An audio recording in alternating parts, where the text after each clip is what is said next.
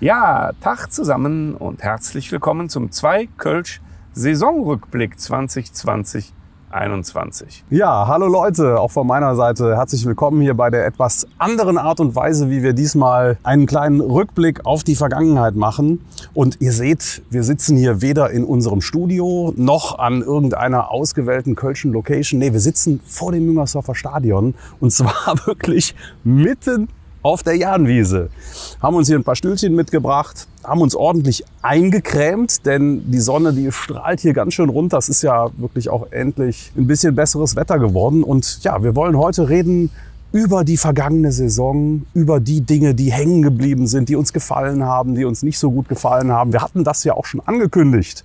Und ja, da werden wir jetzt den Tag verbringen und an wechselnden Locations, das kann man jetzt auch schon sagen, die Dinge besprechen. Und hier am Stadion fangen wir natürlich an mit dem Rückblick auf die sportliche Leistung. Thomas, was ist denn bei dir in dieser Saison hängen geblieben?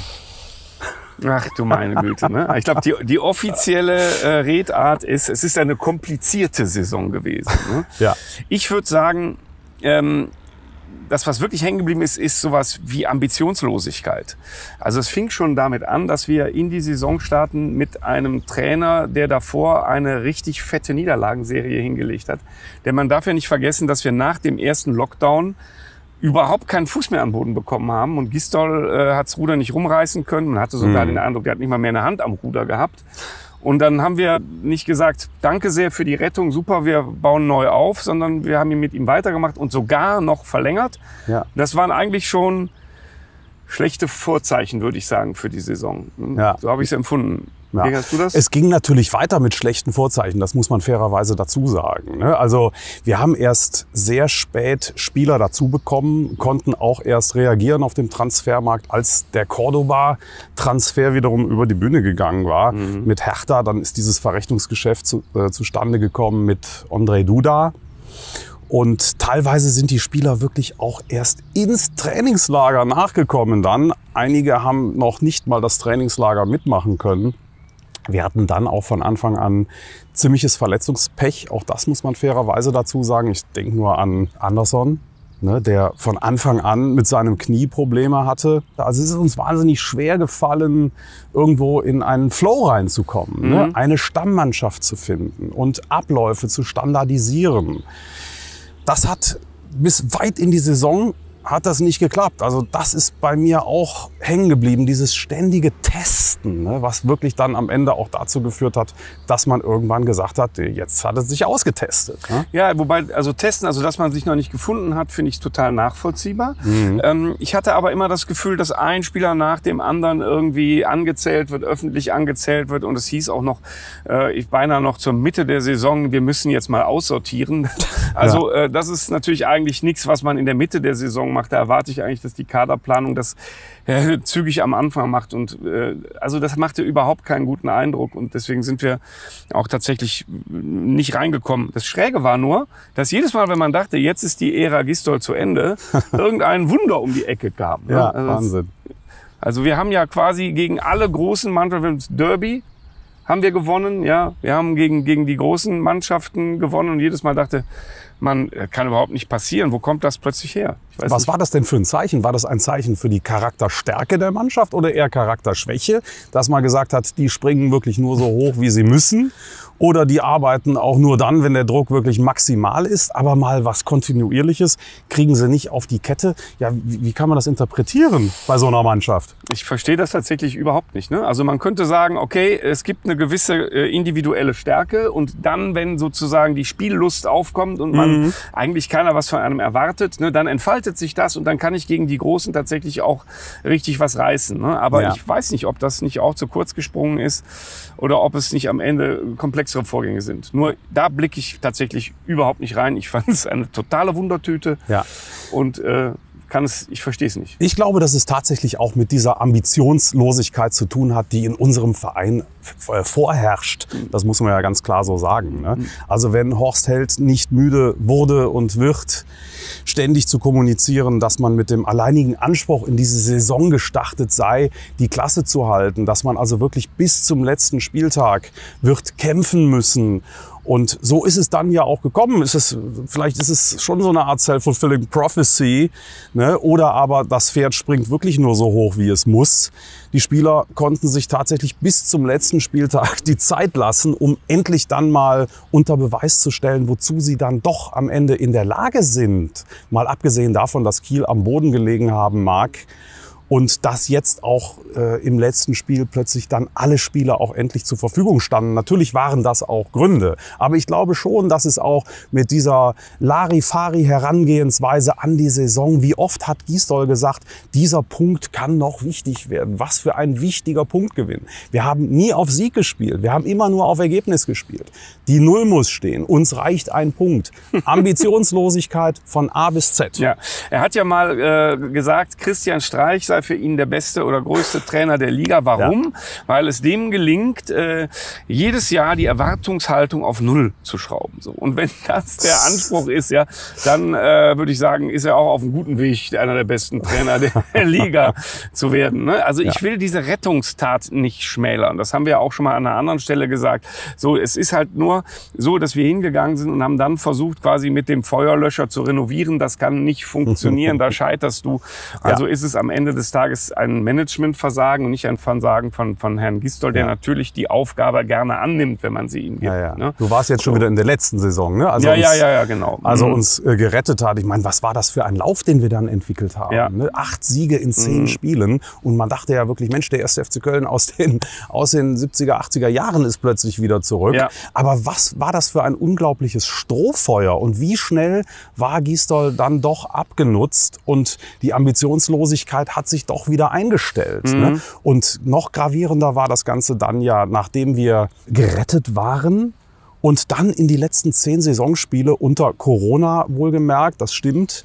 Aber wie man da reingegangen ist, das war wirklich unter aller Sau, möchte ich wirklich sagen. Und die Krönung war der letzte Spieltag in Bremen, dieses 1:6 an Wettbewerbsverzerrung, grenzende Arbeitsverweigerung, nichts anderes war das. Und wir können wirklich dankbar den Bremern sein, dass sie uns das zurückgegeben haben dieses Jahr. Denn sie haben uns gerettet dadurch, dass sie dieses Jahr die letzten 10 Spiele nicht mehr gewonnen haben, nur noch einen Punkt geholt haben.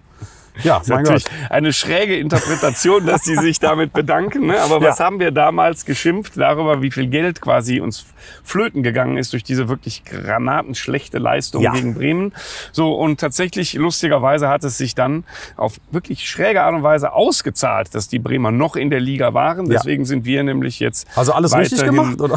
Nein, so kann man das, glaube ich, nicht sagen. Aber es zeigt einfach auch, wie unberechenbar das ist. Ne? Also auch wenn wir nochmal auf diese Corona-Situation gucken, denn am Anfang der letzten Saison haben wir ja alle noch gedacht, boah, mal gucken, wie die Inzidenzwerte sich jetzt entwickeln. Vielleicht kommen wir bald wieder ins Stadion. Und ich möchte daran erinnern, dass Alex Werle in seiner Finanzkalkulation mit 4 Geisterspielen in der Saison geplant hat, was nun, möchte ich mal sagen, nicht sehr weise war und nicht sehr vorausschauend. Aber das kann man eigentlich nicht wirklich vorwerfen, weil das so eine wirklich unübersichtliche Grundlage war. Es war ja schon weltfremd, kann man sagen. Ja, und die Art und Weise, wie er das damals angegangen ist, man darf es auch nicht vergessen, er hat ja selbst einen Lauterbach damals mehr oder weniger belehrt. Das war arrogant. Also das war ultra arrogant. Ne? Und natürlich auch naiv und blauäugig zu denken, dass man hier mit 4 Spielen davonkommt.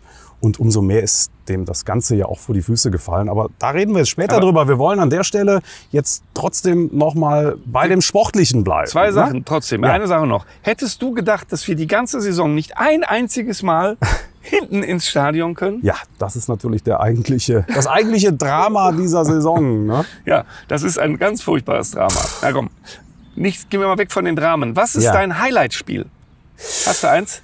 Ja, also das kann ja nur der Derby-Sieg sein, ganz ehrlich. Ne? Also zweimal Elvis mit diesen genialen Toren. Natürlich war das auch ein bisschen glücklich, aber das war mein Highlight-Spiel. Und also wenn man als FC-Fan eine solche Saison, eine Grottensaison wie diese, und die war es ja, ne? Also wenn man sich das in irgendeiner Weise schön trinken möchte, dann ist ein Derby-Sieg, den man erreicht hat, natürlich ein sehr gutes Mittel. Ne? Das ist bei Dortmund gegen Schalke ist es ja ähnlich.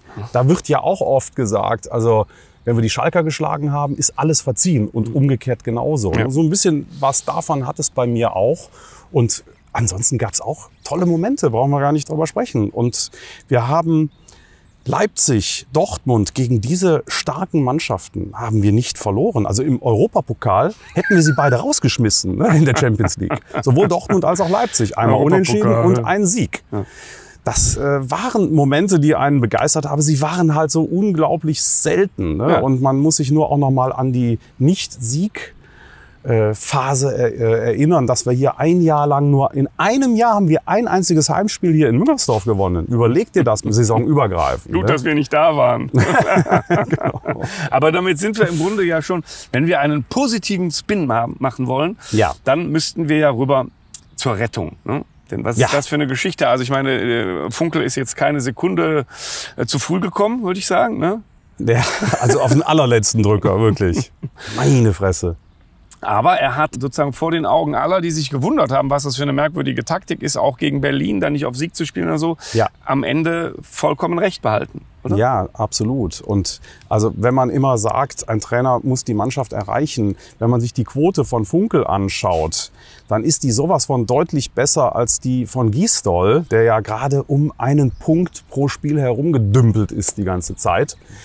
Und Funkel hat jetzt ich habe es jetzt gerade nicht genau auf dem Schirm, aber wir haben von den Spielen, wir haben ja eine positive Quote insgesamt. Ne? Also Sieg, Unentschieden, Niederlage. Und am Ende waren wir auf den Punkt da. Das lag, wie ich eben schon gesagt habe, daran, dass die Spieler jetzt auch fit waren. Aber es hatte sich endlich so etwas wie dann doch ein verschworener Haufen vielleicht herauskristallisiert. Und wir haben die schwachen Kieler abgeschossen. Ja, mit einem beeindruckenden Bono, muss man auch sagen. Hat mich wirklich, auch freut einen natürlich nach der Vorgeschichte. Ja. Großartige Geschichte. Tut auch weh, dass er dann, mal zu 99% weg ist. Ja, ich hoffe nur, dass wir dem Schmatke jetzt auch ein bisschen was aus den Rippen leiern. Ne? Wenn ich höre 8 Millionen Euro Angebot, also ganz ehrlich, da kann man sich doch nur kaputt lachen. Ne? Ja. 8 Millionen zahlst du ja heute für jeden durchschnittlichen Innenverteidiger. Das ist richtig. Aber da sind wir ja schon fast beim Ausblick. Ne? Ich würde sagen, versetzen uns mal nochmal zurück in dieses wunderbare Endspiel gegen Kiel, wo man ja eigentlich nach dem Hinspiel, gedacht hat, du meine Güte, das geht ja im Leben nicht gut.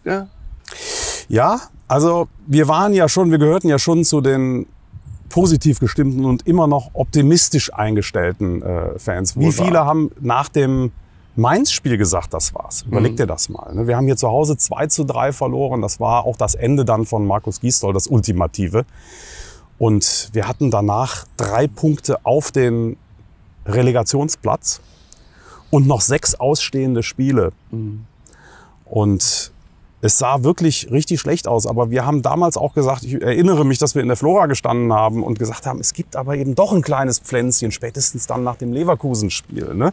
Weil es war eine neue Handschrift zu erkennen. Es war auch eine andere Motivation bei den Spielern zu sehen, fand ich zumindest damals. Und Gott sei Dank ist es dann ja auch so gekommen, dass wir das Ruder noch mal rumgerissen haben. Zu verdanken haben wir es in allererster Linie Werder Bremen, muss man klipp und klar sagen, weil die komplett eingebrochen sind.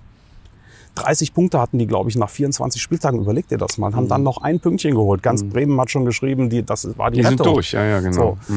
Und dann haben wir unsere Nervenstärke, Gott sei Dank, auch noch. Die brauchte man auch vor dem Fernseher, ehrlich gesagt. Ne? Weißt du, der Klassiker, ne? Du gehst früh in Führung, denkst, wow, geil, das läuft super und kriegst sofort die Sekunde drauf empfunden, kriegst du den Gegentreffer und sofort bist du von himmelhoch jauchzend auf zu Tode betrübt und du denkst, so ist das, FC-Fan zu sein. Sobald du dich mal freust, kriegst du auf die Fresse. Ja. Ne? Und genauso lief's dann ja im Grunde. Also einer schrieb wunderbarerweise, FC-Fan zu sein ist in der Hälfte 4:1 führen und trotzdem noch Angst haben. Ne? Und genau so war das auch. Man dachte die ganze Zeit, um Gottes Willen, ey, das kann auch noch schief gehen. Was ist dann natürlich glücklicherweise. Ich meine, diese 0:1 Heimspielniederlage hier im Hinspiel, die war ja Gott sei Dank, das war gar nicht so eine schlechte Ausgangsposition. Das war quasi wie ein Unentschieden. Ne? Und 3 Tage später dann das zweite Spiel. Und dann haben wir unseren körperlichen Vorteil, den konnten wir ausnutzen. Ja, so ist das. Und das war die beste Saisonleistung, keine Frage. Also eine komplizierte Saison, offizielle Verlautbarung mit einem Happy End. Das ist großartig. Und danach platzt sofort eine Bombe. Und ich würde sagen, um darüber zu sprechen, ist es viel zu schön. Wir werden mal die Location wechseln. Bis gleich.